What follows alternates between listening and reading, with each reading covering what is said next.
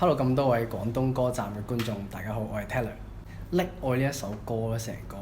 故事係源自於我小學嗰陣時嘅。咁我小學嗰陣時咧就有去學游水班，咁我其實都學咗一排㗎啦，就冇乜嘢正正常常咁樣一直有進步。咁但係有一日咧，咁啊我老師可能覺得我勁咗啦，就俾我去啲大池，即係好深嗰啲池游啦。咁我嗰日就唔知食得太飽定唔知點啦，抽筋。跟住就喺個池中間嗰度沉落去啦，跟住好深刻，因為嗰一下係冇人救我嘅，即係我見唔到有人嚟救我，係啊，我淨係知道我一路沉緊落去，沉緊落去冇人救我，醒翻已經係有人救咗我啦，好深刻啊，因為嗰個哇唔知自己會唔會死㗎嘛，我冇再翻過游泳池咯，嗰次之後真係冇再翻過游泳池，我係好中意海。但係我好唔中意游泳池，係可能即係呢一個浸親又令到我更加唔中意游泳池，因為我次次去游泳池嗰個俾我印象就係哇好大陣淥水味啊，好多人游同一個池嘅，即係我好唔中意咯，係呢個係我同 Harry Kwan 一齊作咗曲先嘅，係啊，咁我就話想做一種唞唔到氣嘅關係，一首歌啦，一首情歌啦，跟住就同 Harry 君講啦，跟住就去咗佢屋企，我哋就曲急咗少少嘢，係啊，跟住越整就越覺得哇啱啊，係呢個 feel 啦，係呢種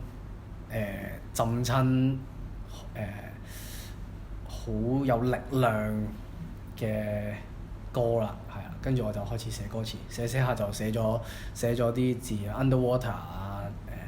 Clarity 啊，本身首歌咧個名叫 Clarity 嘅，即係清晰，睇得好清，就講愛情睇得好清咁樣。但係之後我發覺，咦 Underwater 講自己好似喺水底下邊唞唔到氣，又好似幾貼呢個愛情觀。其實呢一個就係用咗啱先我講嗰個浸親故事啊，同埋我喺中學有一段初戀，咁嗰段初戀就係歌詞所講咁樣啦，就係唞唔到氣，去到邊都要俾你知道，做咩食咩着咩，你唔講我就嬲，唔講就要分手咁樣嘅一段關係咯，好辛苦嘅，所以我就想將呢兩個故事擺埋一齊咁樣講，就形成咗溺愛。今次係啦100% 我自己，係我因為上次唔係話我要睇字典啊嗰啲嘢，咁跟住之後有 fans 睇到個訪問啦，跟住咧就有 fans 買咗啲詞典啊，買咗啲點樣用中文字嘅簿仔去俾我提升自己嘅用中文嘅 level 啊！超然咯，係啊超然。其實我一開始唔肯定係咪一個可以咁樣寫嘅，其實我都唔知係咪可以咁樣寫超然。但係個意思聽落去就係我要靜靜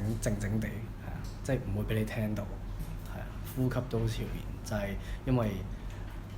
你要知道晒我去邊度，你要知道晒我做乜嘢同邊個，我依家就乜都唔俾你知，我連呼吸都超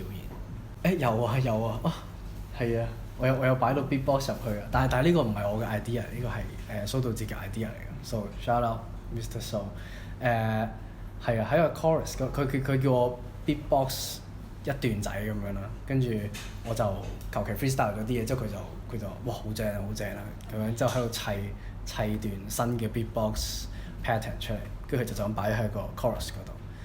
我哇覺得佢放得好好，我都冇咁樣諗過，完全未有旁之前已經有聽過佢啲歌，同 Harry Kwan 整完個 demo 出嚟啦，就整咗個 chorus， 跟住就發覺，哇！呢個 chorus 需要一個好 powerful 嘅女聲去做，而我腦海就即係唱傷情歌同埋 powerful 嘅女聲，即刻諗 JC 啦，係啊，跟住我覺得係揾 JC 係好適合咯 ，it's perfect。我同 Harry Kwan 寫嗰個 chorus 寫得太高音。係，我係唱到嘅，但係好唔好聽就係啊，但係一揾翻女聲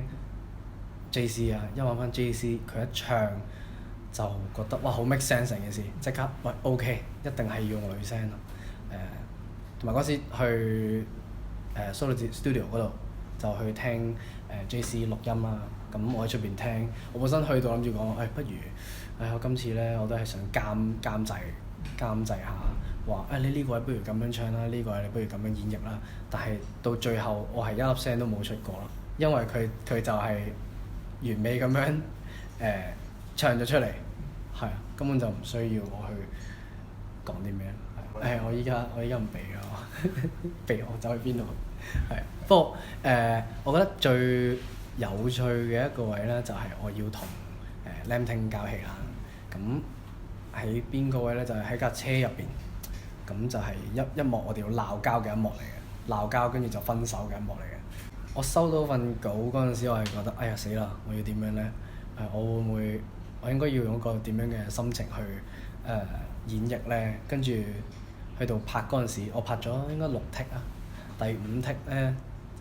前嗰5 take 咧都麻麻地嘅，未入戲。但係一到第5 take 完咗之後咧，Lam Ting 同我講話得㗎，你鬧我啦，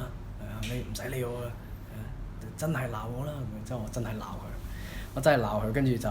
OK 第6 take 係收咗。呢個係幾難忘。仲有一個好難忘嘅就係我企咗喺